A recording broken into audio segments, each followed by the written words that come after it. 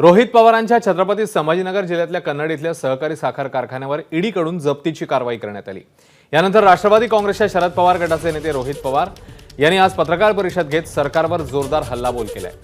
कन्नड इथल्या कारखान्याला दिलेली जप्तीची नोटीस जरंडेश्वर कारखान्याला दिलेल्या नोटीसप्रमाणेच आहे अशी टीकाही रोहित पवारांनी केली आहे। तर सरकार विरोधात लढतोय म्हणून माझ्यावर कारवाईचा जोर सुरू आहे, मला तुरुंगात टाकलं तरी लढाई सुरूच ठेवेन असा इशाराही त्यांनी दिलाय।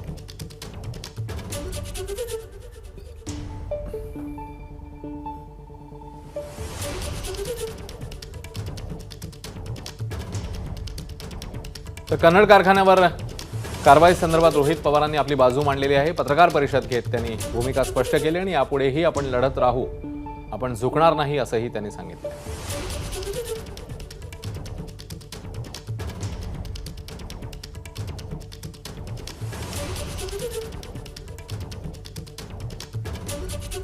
तर कोर्टामध्ये आपण दाद मागू असंही त्यांनी म्हटलेलं आहे।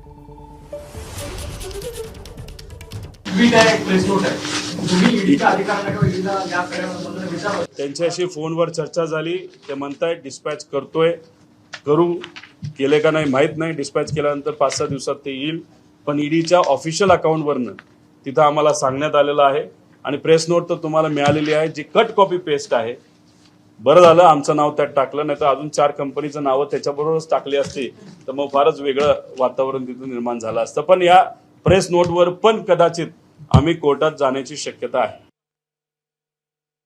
सगळ्या गोष्टी ईडीकडे असताना तर मग मुद्दामूनच कुठेतरी एक वेगळं राजकारण केलं जातंय का? इलेक्शनच्या आधी मी शांत बसावं, इलेक्शनला कुठं फिरू नये म्हणून एक नोटीस की दिली जाते का?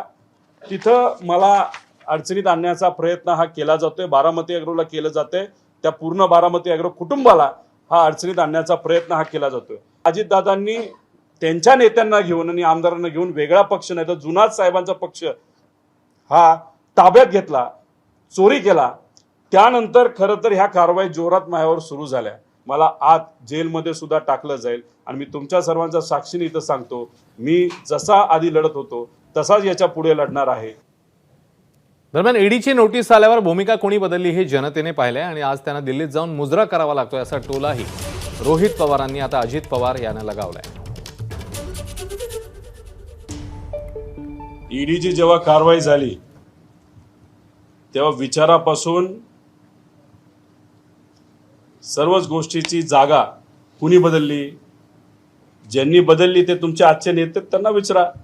ज्यांनी जागा बदलली, ज्यांनी विचार बदललाय, ज्यांनी आज सत्तेत जाण्याचा निर्णय घेतलाय आणि तिथं जाऊन दिल्लीला जाऊन मुजरा करावा लागतो, त्यांना जाऊन तुम्ही विचारा काय परिस्थिती आज तिथं आहे। आणि अशा पद्धतीने मोठ्या नेत्याच्या बाबतीत फक्त हुशारपणा दाखवण्यासाठी खालच्या लेवलला जाऊन जर एखादा आमदार बोलत असेल, त्याला उत्तर तिथली स्वाभिमानी जनता देईल, हे तुम्हाला बघायला मिळेल। एबीपी माझा, उघडा डोळे बघा नीट।